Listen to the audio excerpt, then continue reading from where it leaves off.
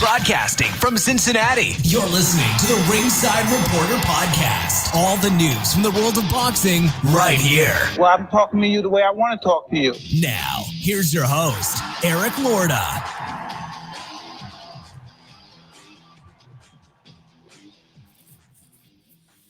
And we are live. Welcome to the Ringside Reporter Show, where we talk about the latest boxing news. If it's related to boxing, we'll talk about it here. My name is Eric Lorta, and I'm here with my co-host, Joe Habib. We have a great show for you today. And as always, if you want to call in and ask questions, you can call in right now, 323-870-3857. And we'll be here till about 8:30 tonight. And tonight, Beeb, I'm excited, man. Blair, the Flair Cobbs, will be joining us for a few minutes. You don't want to miss this guy. Also, tonight, we're going to talk about Tyson Fury versus Anthony Joshua.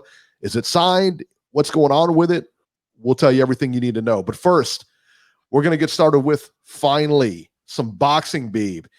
ESPN, Shakur Stevenson versus Felix Caraballo. Shakur Stevenson dominated Felix Caraballo via 6-round TKO. This fight was all Stevenson, man. I mean, from start to finish, Shakur just does what he does, man. Shakur got a lot of criticism for this fight, but I'll be honest, I don't really understand it. I don't know what more he could have done. I mean, really, what more could he have done? I thought he looked great. They could say, well, we'll step up a competition. Guys, he's got 12 fights. 12. You know, and they have been slowly stepping him up. I mean, Caraballo is not it's not a pushover. He's a good fighter. You know, but again, Shakur Stevenson has 12 pro fights.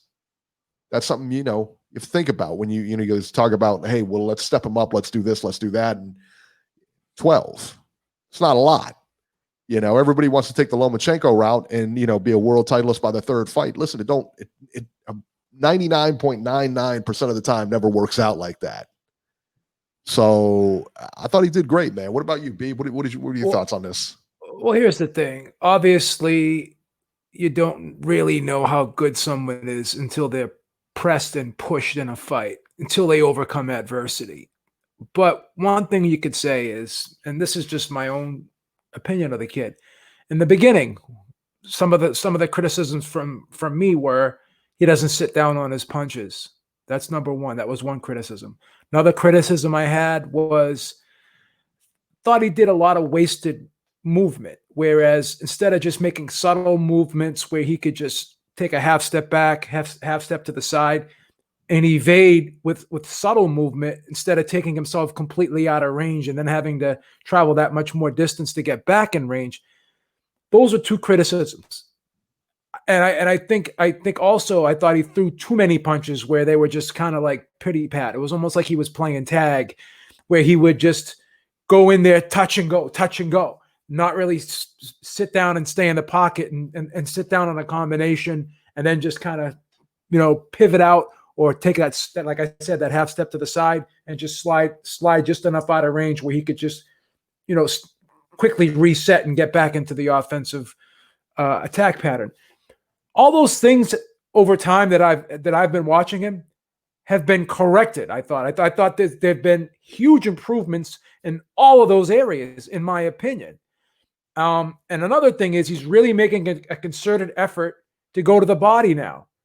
And he's, like I said, he's sitting down on these shots. So I think he's becoming more of an efficient fighter.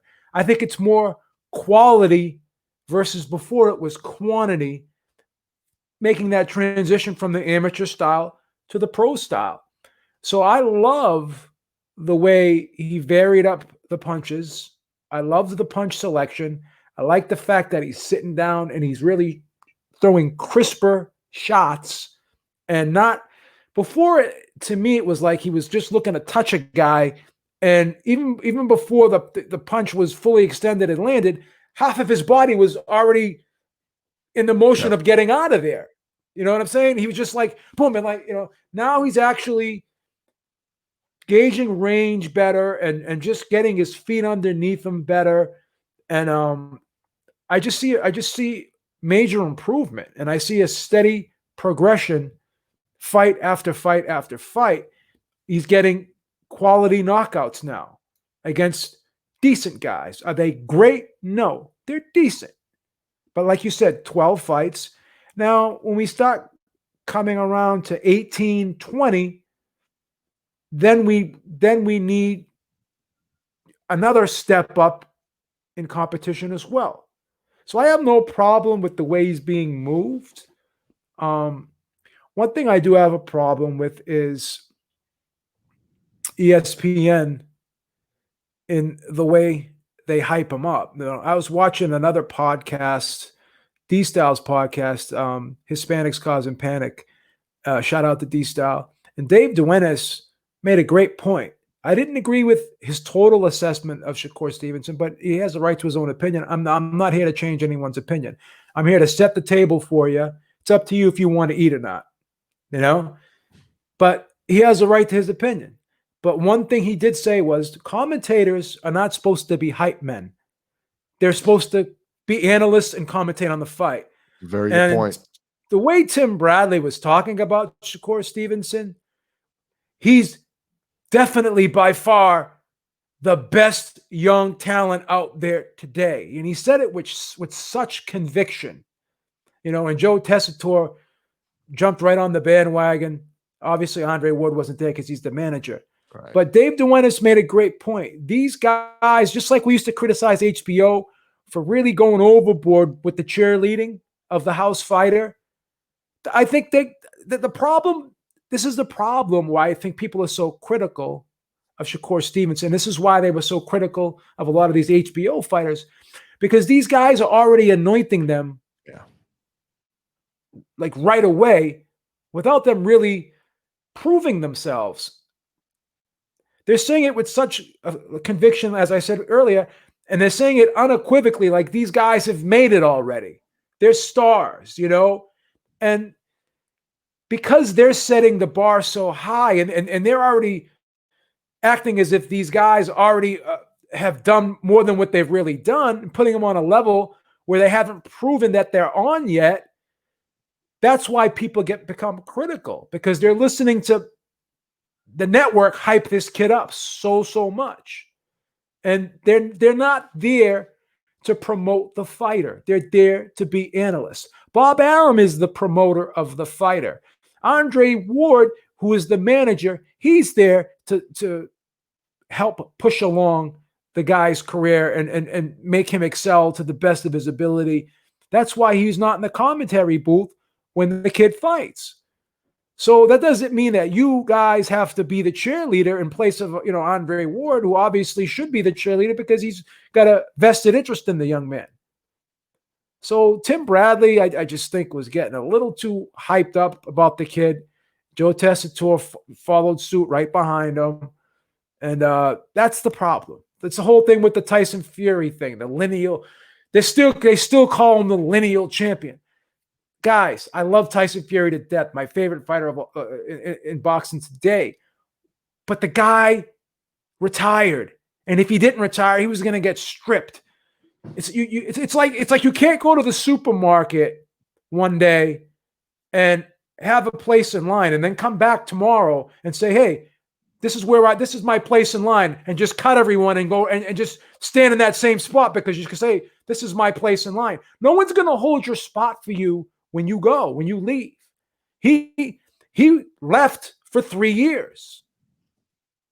He got stripped of the IBF. He was, in the process of getting stripped by, all of his belts stripped. So the guy's not the lineal champ, but yet they keep pushing that lineal champ thing. The lineage was broken when he retired, and he was was gradually going to get stripped of all the titles. So it's not their job to do what they're doing, hyping up the house fighters like they do, and that's what throws people off and gets people irritated, and that's why people go hard on fighters like Shakur Stevenson, because they're being force fed that this guy is supposed to be the greatest thing since sliced bread with 12 fights in, without having a signature win on his resume, but already he's being anointed. That's the problem. That's why you're hearing what you're hearing right now, in my opinion. Right. And I mean, and that's the thing. And this always happens. Whenever they just try to force feed a fighter down your throat, there's always backlash. Negative backlash, You 100%. know, it happened a lot. Honestly, back in the day with Sugar Ray Leonard, Oscar De La Hoya, all those other guys. Now they might be as good as advertised, but they were pushing them. They were trying to push them forward. They were trying to, media was behind them. Everything. It gets on your nerves. Just let these guys fight. But I get it. Because you have to promote them. They're house fighters. So what are you going to do? I get it, but yeah, a lot of people don't like that. And as much as I love as much as I love Timothy Bradley as a fighter, I'm not a big fan. I like him as a fighter. I loved him as a fighter. I loved interviewing him. I thought he was a great interview. He's a very nice guy, very likable guy. Horrible commentator. Yeah, horrible commentator. He's trying too hard in there. Just be yourself. Do what Andre Ward does. Just be yourself. I like Andre Ward a lot. I really do. Andre Ward's incredible. He's great, man. He's phenomenal. He's he's just getting better and better with experience. Andre Ward. You could just his comfort level. It's almost like it's like a natural. It's natural to him to be a commentator right now. Yeah. He's just getting better and better with the way he communicates and just the way he's becoming. He's really becoming more analytical, and he's really bringing up really good points, where before when he was on HBO, he kind of laid back a little bit. Now he's stepping up, stepping in and becoming a little bit more aggressive and talking more and I think that just comes with experience and confidence in doing the job. In the beginning, I think he had to get acclimated to it, but now I think he's fully acclimated to it. And I think he does a phenomenal job, like you said. I think he's great, man. Yeah, he's one of my favorites for sure. All right, on the undercard here, the ESPN undercard, we had Jared Anderson versus Johnny Langston. Jared Anderson, who got a lot of run on this undercard. A lot of people were mentioning his name. He turned a lot of heads here. He won in the third round, stopped Johnny Langston in the third round. By the way, Jared Anderson, where's he from? Toledo, Ohio. That's right, Titletown, baby. Gotta love it, Beeb. Gotta love it. Champions all over this place. All right, ESPN on Thursday. Now this week too, there'll be a Tuesday, Thursday, and Saturday card on ESPN. But so last Thursday, Jesse Magdaleno versus Yenifel Vicente. Oh boy, where do we start with this one? Magdaleno won via 10th round disqualification over Vicente. Magdaleno, I thought, was winning this fight handily either way, but how many low blows do you need to land before the fight stopped? In the fourth round, Vicente got his third warning. No more warnings, man. The fight's done. The fight's done. I don't understand. He took 2 points away from him or something crazy. Fight's done. All right. When are we going to get rid of the Bird family, man? Adelaide Bird, Robert Bird should be nowhere near the sport at this point, man. He's incompetent.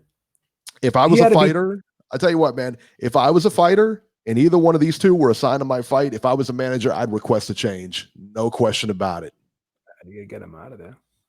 I don't understand it. How does this work, Beeb? I don't get how many, again, man, that guy should have been disqualified right there in the fourth. Well, shouldn't even have gone that far. And he was hesitant on disqualifying him in the 10th round too. It's almost as if the commissioner at ringside had to tell him to do it, Yeah.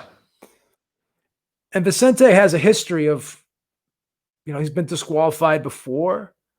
He's had points taken away for low blows in multiple fights. Mm-hmm.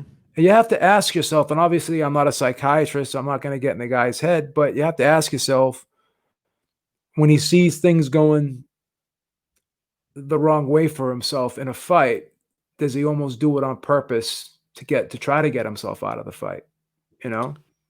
Yeah, I think that's a legit question. There's a pattern with the kid, And Magdaleno was so much faster. And here's the thing with Magdaleno. I think the guys that give him trouble are the guys that can outmuscle him and rough him up on the inside, make him uncomfortable.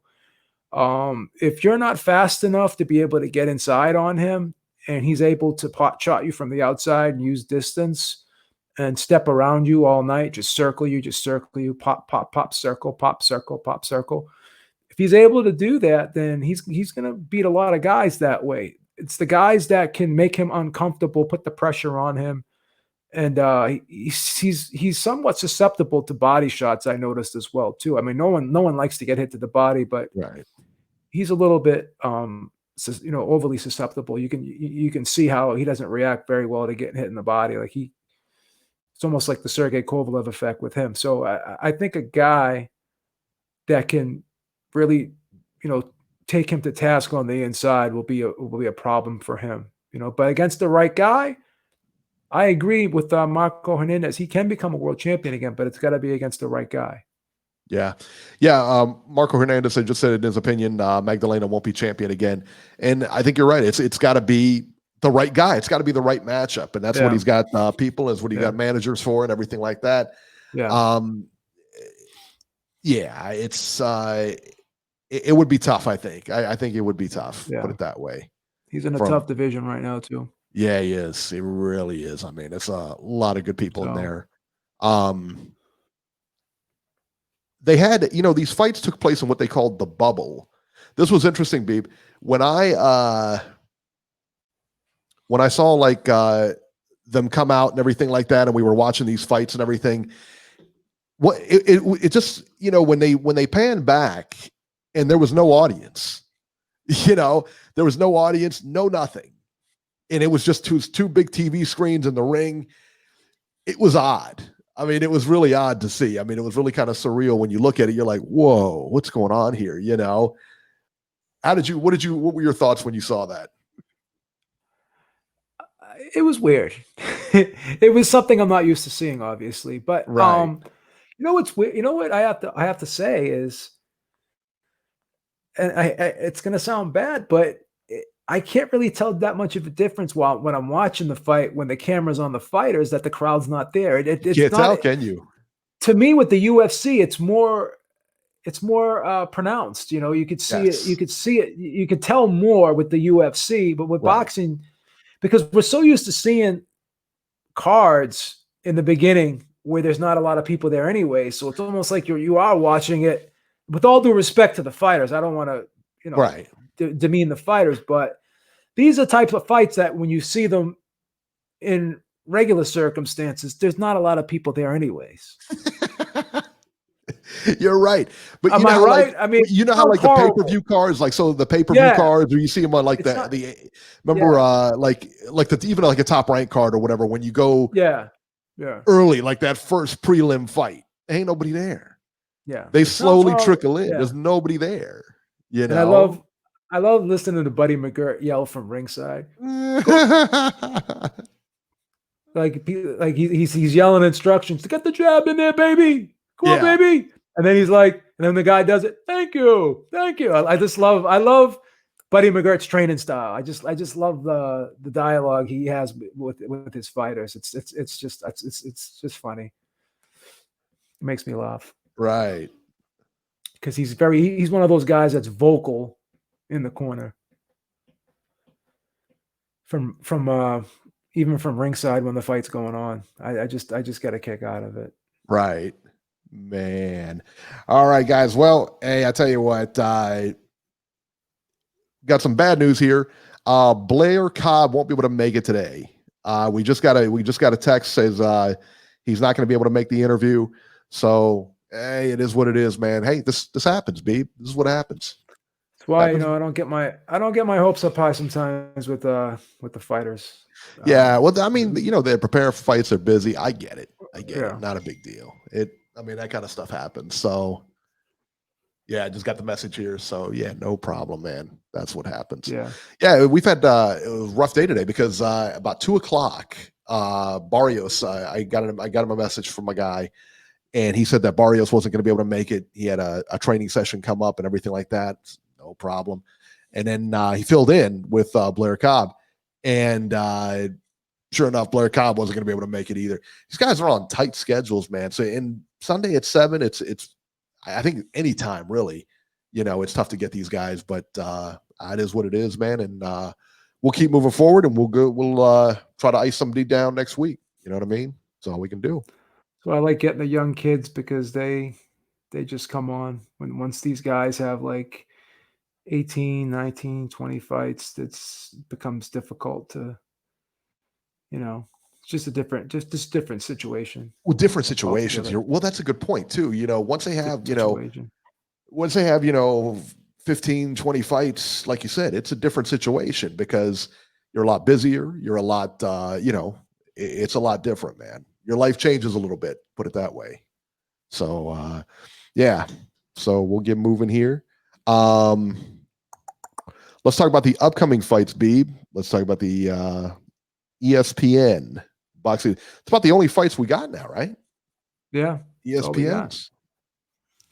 So anyone June. that's talking shit about Top Rank or ESPN, what are the other guys doing? Well, you know what? That's a good point because it seems like there's a lot of backlash on these top ranked cards. Yeah. A lot of people just ripping these cards left and right. It's like we said though. You have to be a little bit understanding. You got to be a little bit understanding about this. But after a month or two of this, there's going to be, hey, when are we going to put this together? Well, And the only fights that you're going to see, like big fights, they're going to have to be on pay-per-view because there's no gate. That's the thing. Well, the second card on Thursday was much better than the Tuesday card. I thought the Lopez fight.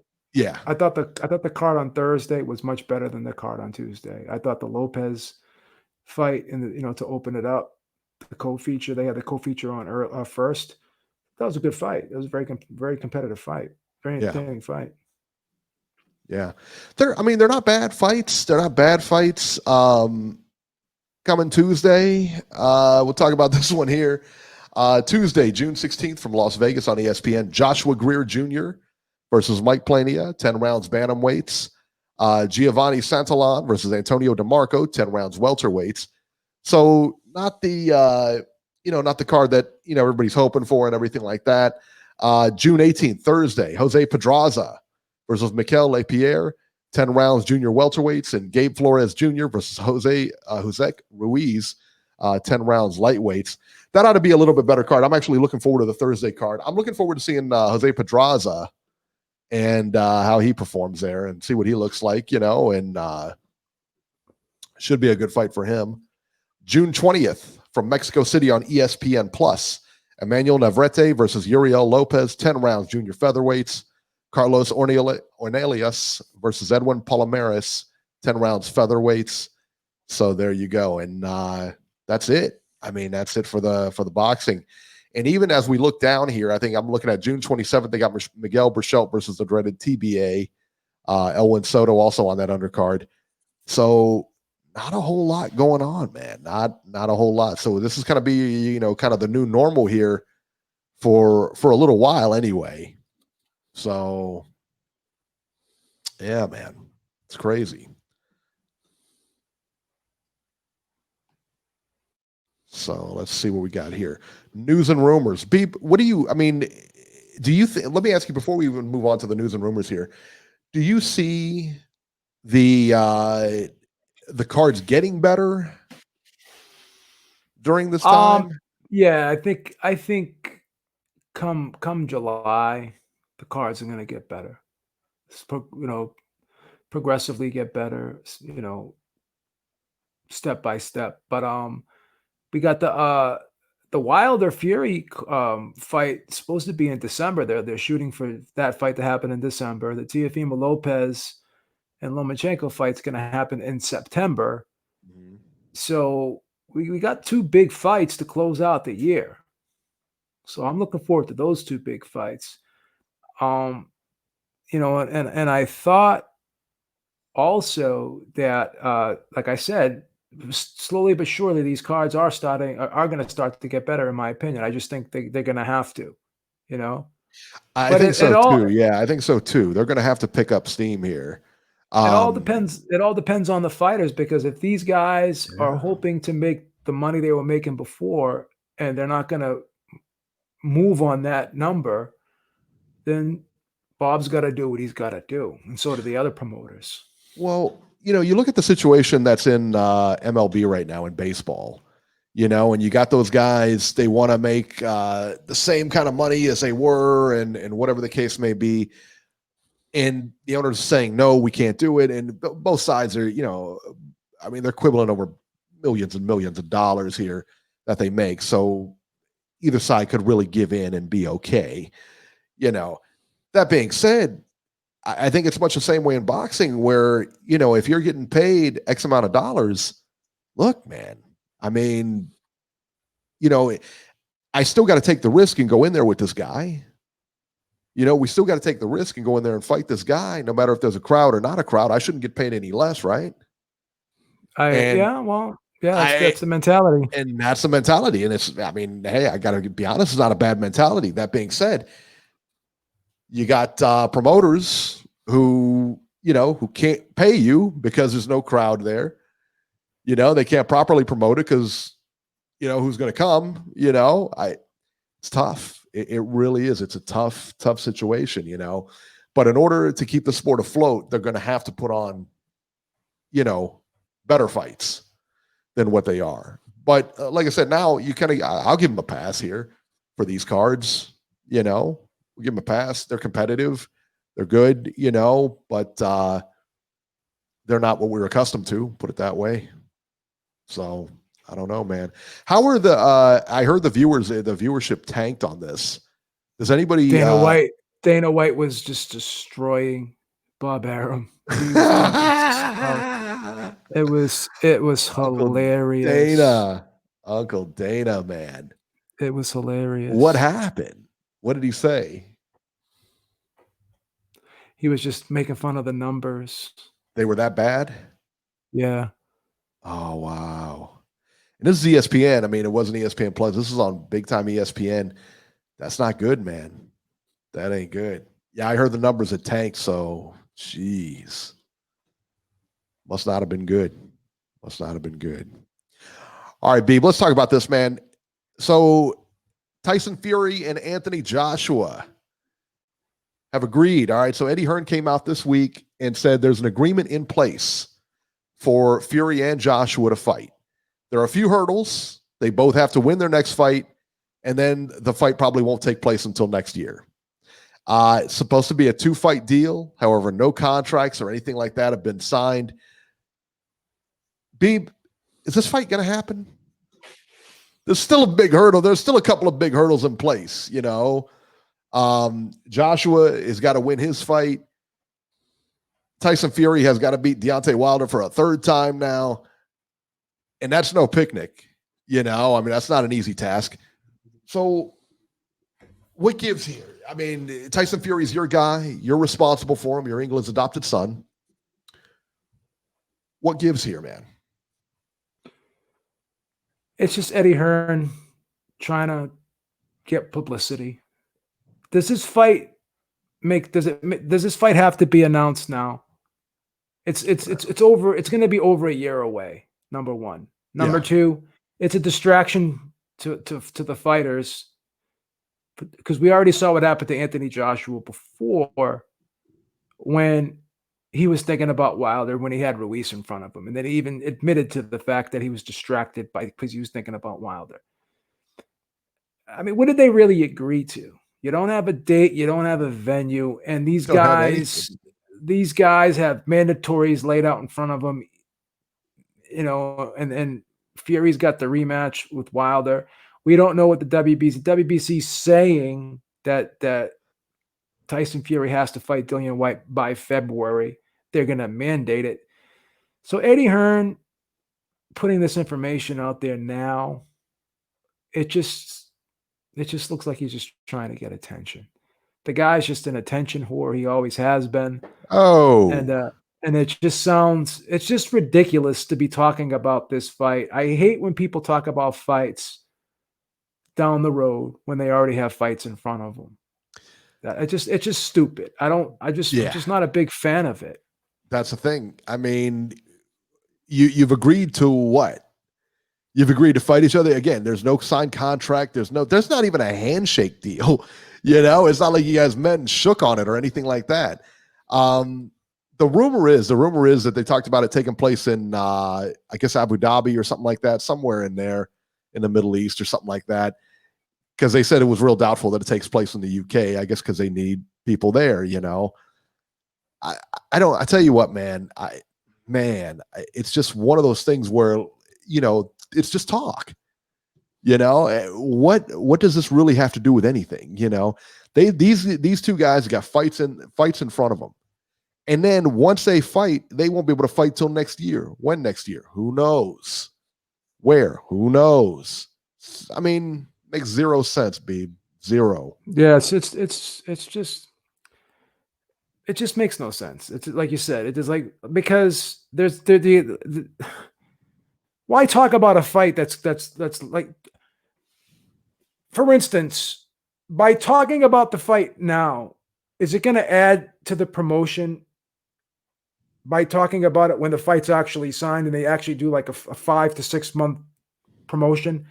So by talking about it now, how much extra attention, like how much extra revenue are you going to generate by talking about it over a year and a half before it could actually happen? Right. So like, what is the benefit of doing this right now? Nothing. Just trying to get attention. It's just, that's all it is, because there's like nothing on the table. Just like Floyd Mayweather periodically, or Conor McGregor announcing his retirement right in the middle of the UFC card. Like Floyd Mayweather periodically coming out and saying he's going to do this and that, and then it's just trying to grab a headline. That's all this is. Yeah, that's all boxing's become now, is grabbing headlines. That's it. So Tyson Fury took to social media and thanked a fellow by the name of Dan Kinahan. He was praised on social media as the guy who got it done, who got this, whatever it is, done, this agreement or whatever. There's been a lot of backlash about Kinahan being tied to organized crime. There's no evidence of a criminal record for him. He's the founder. I didn't know this. He was the founder of MTK Global. This guy, Dan Kinahan. Yeah, I heard. I'm starting to like read up on this now, but before I just didn't really have much interest in it. But I guess the story is really, Jason's been really hammering me with this, because anything anti Top Rank, he's gonna jump on that. He's been hammering me with this. Oh, why don't you talk about this? Why don't you? I really wasn't interested in it, to be honest with you. I didn't realize this, but check this out. Yeah, go ahead. Go ahead. Kinahan escaped unhurt in 2016 when rival gang members dressed as police opened fire during a boxing weigh-in at Dublin's Regency Hotel. He jumped out of a window to escape. Yeah. So he doesn't have a criminal record. That's what they said. He said he doesn't have the credit that anybody knows about. He doesn't have a criminal record. But, Beam, I'm going to ask you, how many times have anybody tried to gun you down? Has anybody ever put a hit on you? Never. Nobody's ever tried to put a hit on me. All right. I'm just saying, if somebody's putting a hit on you, and that indicates a mistaken identity. They know who you were. So if somebody's trying to put a hit on you, my man, you got something up, man. Something's not right there, right? Is this a shocker, though? I mean, let's be honest. Is this a real shocker? Or, organized crime, everything, this is all kind of like a history of boxing, no? Well, it's all about the same. Am I supposed to be in shock because we've discovered there's an unsavory character in the sport of boxing? I mean, boxing's full of unsavory character. Like, boxing's full of people like this. Bob Arum literally bribed the president of the IBF to get his fighters ranked. It's just, Shane Mosley was implicated in the Balco scandal. News like, wow.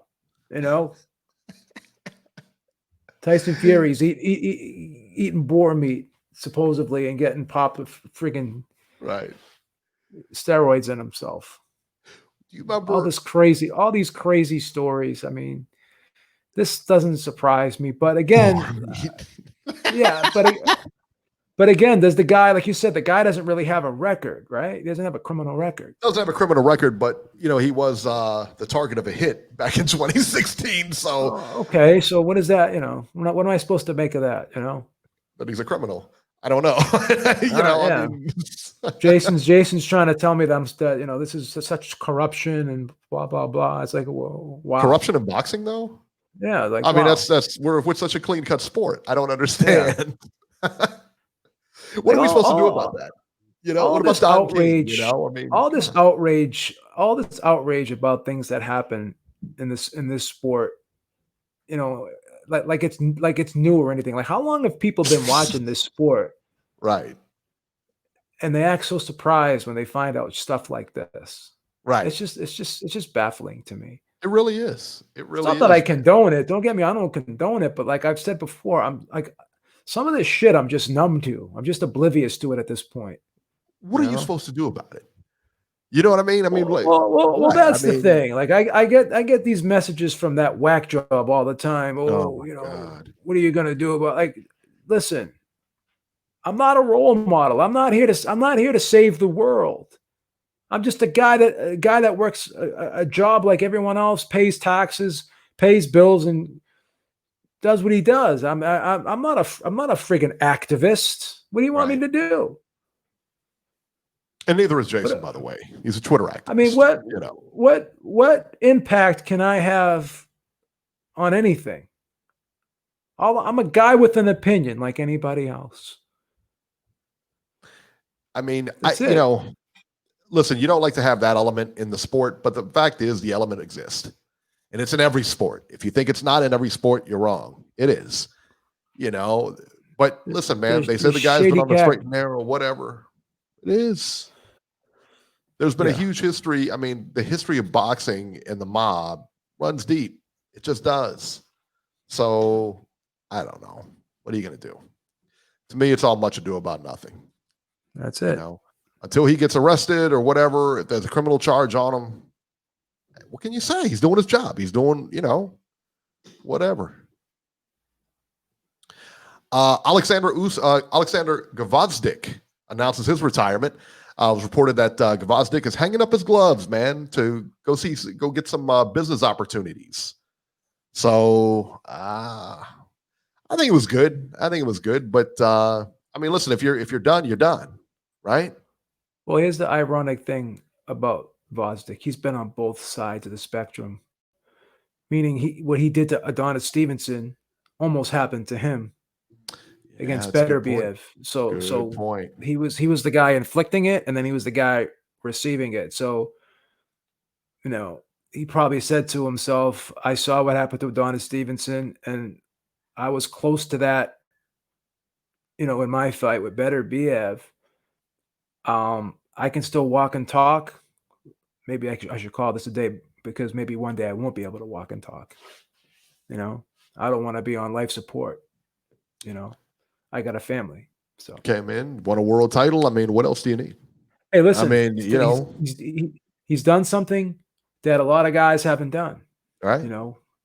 And if you want to talk about a lineal champion, you can argue that he was a lineal champion at light heavyweight because he beat Adonis Stevenson was the man. Yeah, he was. He beat the man who beat the man who beat the man. Adonis Stevenson did. He was a champion for a long time, and Gvozdyk beat him. So he was the lineal champion at light heavyweight. But how come no one ever said that on ESPN? Not their house fighter. Not their house fighter. You know what I'm saying? He's not, he's not the money guy, right? So we don't have to call him the lineal champion. We don't need to do that, right? But he has more of a legitimacy to being called the lineal champion than Tyson Fury does. I agree. My opinion, right? Tyson Fury doesn't have. He retired, not the lineal champion. And this is what D-Style and I were talking about this, and he brought this to my attention because it's something I never thought about because I don't really give a shit about all this lineal shit. But D-Style was like, if you want to talk about who's really a lineal champion that fought on ESPN, it was Gvozdyk, Yeah. I never would have thought of it, and D-Style didn't mention it to me, So yeah, absolutely, man. Yeah, he's got more of a claim to that title. 100%. All right. We're going to talk our train wreck of the week this week. Beeb, this is a crazy one. This is real odd. So, U.S. Olympic team member, team boxer, Virginia Fuchs, is 32 years old. will face no punishment for failing a doping test after the U.S. Anti-Doping Association determined the violation had been caused by 2 substances. All right. Okay. And you figure, so what? What's the big deal here? Right? Beeb, the 2 substances were purportedly transmitted by her boyfriend through sex. USADA announced its ruling Thursday, clearing the 32-year-old Fuchs, who will attempt to qualify for the Tokyo Olympics next year as a flyweight. Fuchs learned in March that she had tested positive for 2 banned substances during an out-of-competition test in February. While investigating the test, USADA learned Fuchs' partner had been taking products that included the 2 banned substances, and the levels of Fuchs violations were consistent with recent exposure through sexual transmission. What am I reading here, Beeb? What am I reading? What is this? Wasn't it bad enough that we had boar meat excuses, beef excuses? Now we're gonna have sex excuses. Now when guys tainted meat, I guess. I don't know. Yeah, now when guys start, I guess she had some tainted meat as well, right? That's what I said. Yeah, it's tainted meat, son. Oh, okay. I'm a little slow catching up to that one, but wow. Centurion son said Ron Jeremy was the boyfriend. Oh my God. That's insane, bro. So you can test positive. I mean, so you didn't, the good news is you didn't get gonorrhea, but the bad news is you got busted for PEDs. I mean, really? Like, what is going on, man? Amazing. Amazing. That's nuts. Yeah, I guess. That's off the chain right there. How do you even bring yourself to say that to somebody? So then what do they do now? How do they confirm that now? What do they got to go test the boyfriend or whatever, like the partner? I have no idea. How do you confirm that? How do you story confirm is, that? How do you confirm that story? Yeah, my girlfriend, she was taking steroids, man. What am I going to do? What are you going to do? Take them both to Quest Diagnostics and get a full panel STD test on them? What do you do? Oh my God. How bananas is that? That's the most insane story I've ever heard. We've heard them all, B. We've heard them all, right? Tainted meat, whatever. And now this. Can you imagine the excuses that'll be coming down the pike now? So let me ask you the question, so if he wore protection, which I don't know if he did or didn't, I don't know. I wasn't there. Apparently he went raw dog. If he's transmitting friggin', stuff like this, I mean, he went raw dog, right? The condom would have prevented the failed PED test, I would think, right? I would think. But I don't know. We're going down deep into a rabbit hole right now. Yeah, I mean, seriously, if he would have used protection, then I guess that she would have been fine. I don't know. Got to strap up, man. I don't know how that. I didn't know that was. It could be transmitted like that. Unless they're really an item. They've been dating for a while, and they're they know each other very well. I mean, if this wasn't a one night stand, what if she couldn't find the guy? It was like. Can you imagine that?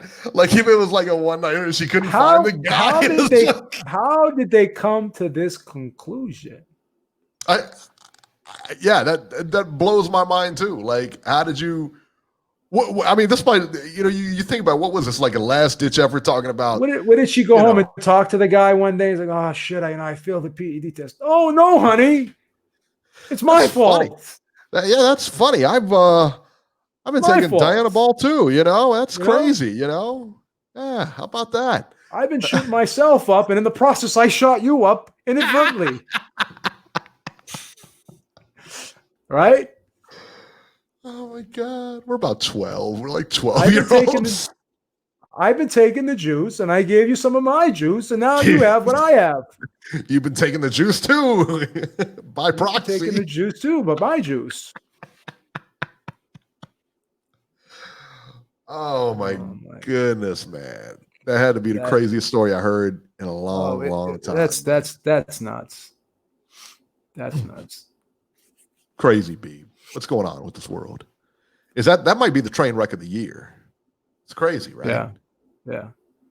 Well, when we do our year-end awards, I should say, not rewards, our year-end awards. Right. I mean, she got some rewards, but we're going to do our year-end awards. This has got to be the train wreck of the year. It's got to be. We got to get her on the show. Let's see if we can get her on the show. I was thinking that too. I mean, this just knocked Adrian Broner. She sounds like a party. I don't know about you, but she sounds like a party, man. I'll tell you that. Adrian Broner, he ain't going to be the train wreck of the year anymore. How about this unseats him? How about that? This unseats him, yeah. Usually him and Chavez Jr., but now this girl just took it right from both of them. She said she wasn't immediately available for comment. You think? That's crazy. That is nuts. How great is that? Imagine this girl's parents coming out. You know, and I know she's 32, but I mean, still, like, you know, her parents reading this in the paper. You know what I mean?